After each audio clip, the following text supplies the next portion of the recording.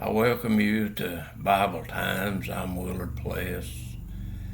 And for the people that are out there that really want to study and learn the Bible and learn and understand what the Bible is giving us, I want to share some things with you today that might help you to understand the Bible. And I'm talking about the whole Bible, looking at the Bible itself, the whole book. And we know that that when God brought Israel into the world, that they were born through Abraham, Isaac, Jacob. Now, this is the nation of Israel, that the 12 sons of Jacob made up the 12 tribes of Israel. And see, a nation is not without men being born again. See, every nation is formed by people being born into that nation.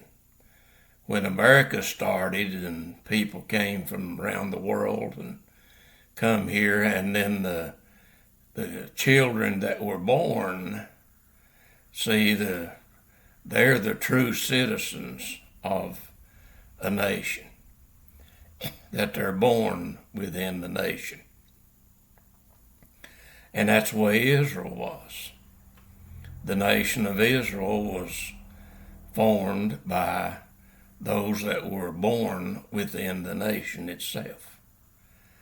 And it goes back to Abraham, Isaac, and Jacob. And we know that, and we understand that Israel fell. They were walking with God and paying attention and so forth, but the Bible teaches that Israel would fall, and they did fall. By the time that Jesus came, that they had already fallen. And let's talk a little bit about how that was done. Now, if you look at the Old Testament, you realize that when Israel came into being, was growing, and as they were coming out of Egypt into the land of Canaan, coming back because they had been in Egypt for those years, and now they were coming back. And as they came back, of course, they come in contact with other nations as well. And you remember on their way back that Balak was the king of Moab. And of course, they had other nations there with kings. And Balak sent for Balaam. Balaam was a prophet. He was a true prophet. And he sent for Balaam to come. And Balaam refused to come to start with. But see, Balak promised him great treasures. And so he finally gave in to go. And but God wouldn't let him curse Israel. But Balaam remained as the spiritual advisors for Balak and the other kings there as well. And he taught them to just get into Israel, marry into them, get in there and cause them to crumble from within. And see, that's how Balaam became the false prophet that took Israel down with his doctrine that he brought about in that time. And see, then after Jesus came, Israel had fallen, but Jesus brought in the church world.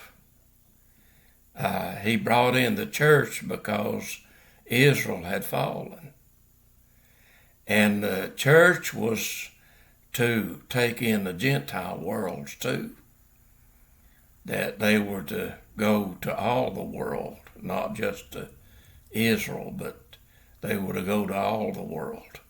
The church world is one that opened up the Gentile world where we could be saved and know God and walk with Him and fellowship with Him and be a part in what God is doing in this world. But we know that the church world had a false prophet too. Now, I'm using Bible names here. I know we can say, well, a prophet is this or that or whatever, but I'm using Bible name here.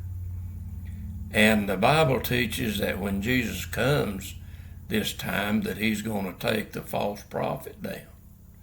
So I'm going to use the Bible name.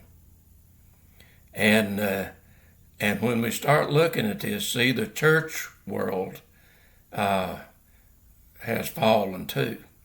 The Bible teaches that the church world would fall, and it fell the same way that Israel did. The church world fell just like Israel did, with a false prophet. See, Balaam was a false prophet for Israel that caused Israel to fall. And we're going to think about the false prophet that the New Testament talks about that will cause the church to fall with the false doctrine. Now, if you study Revelation chapter 2 and 3, you'll realize that the same thing happened to the church just like it happened to Israel. See, Israel, they began to turn away from God, and the false prophet came and showed up, and see, the church world did the same thing.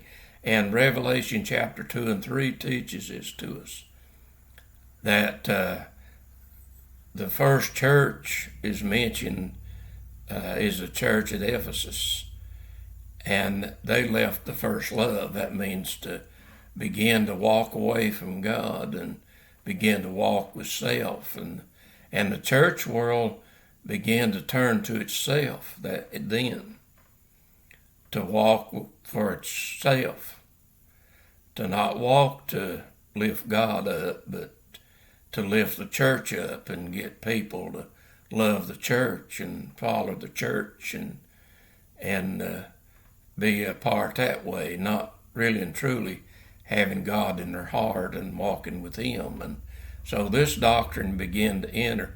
And then you learn in the book of Revelation here in chapter 2 that the doctrine of Balaam came in. So that set up the false prophet for the church world. Now, Balaam was the false prophet in the Old Testament. He turned out to be the false prophet. See, he sold out. He was a true prophet, but he sold out by going for he wanted gain. And so he sold out in that manner, and the false prophet for the church world would do the same thing.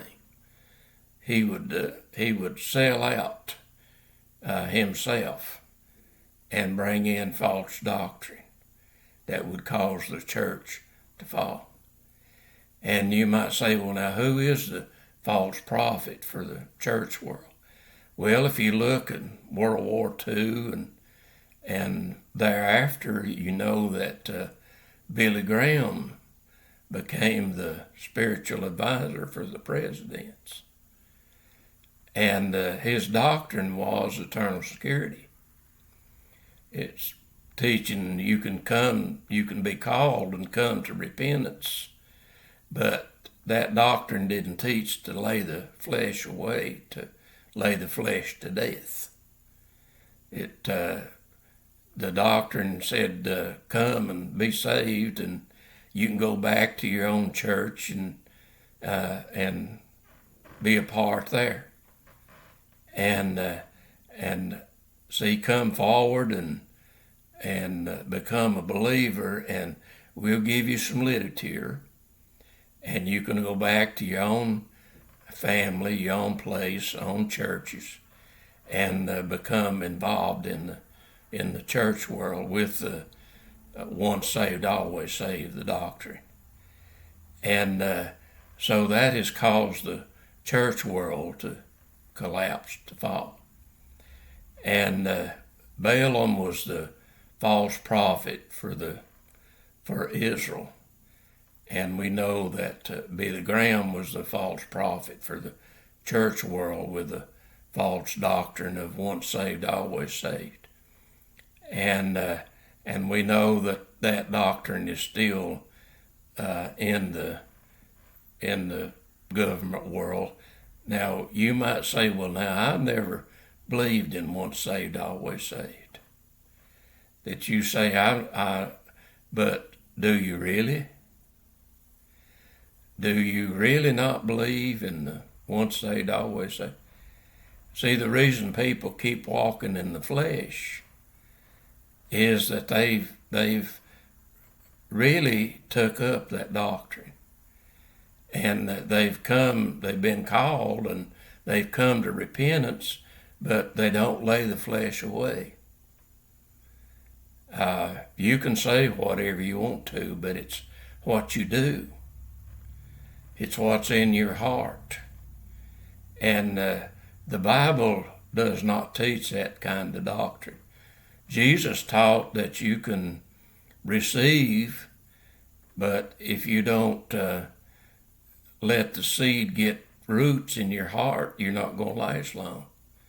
Or if you've got a heart that's filled with the lust of the world things, and you let that continue in you, then it will choke out the word.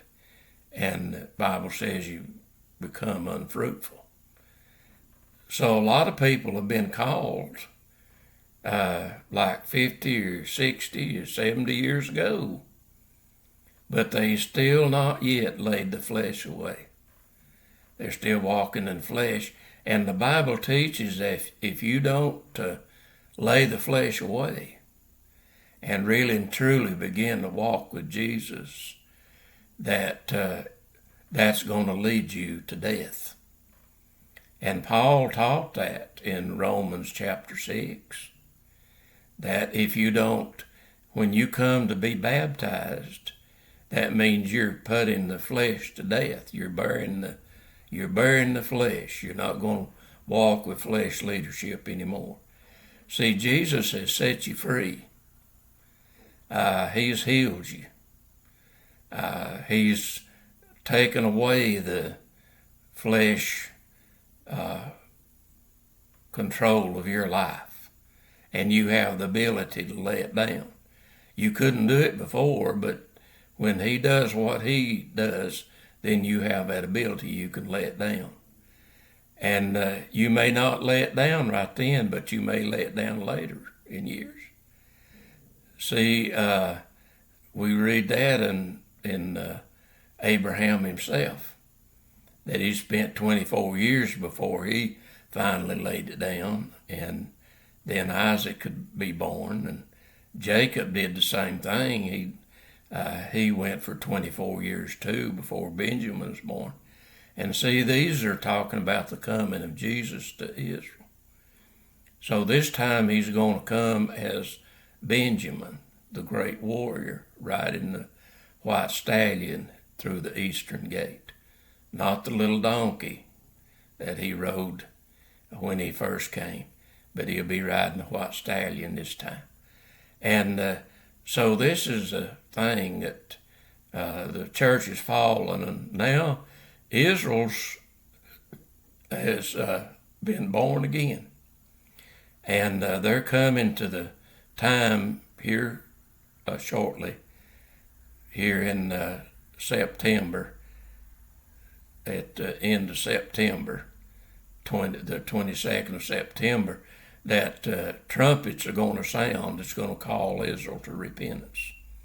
And the world's going to change. Jesus, when he comes, he's coming back to Israel. And so they're going to be called to repentance shortly. And we're going to see some changing in this world. And you need to change too. You need to lay the flesh away and start walking with Jesus and fellowshipping with him, and you'll be able to see and understand what's going on. And I just wanted to share this with you and hope it'll help you. And so God bless you, and you have a great day.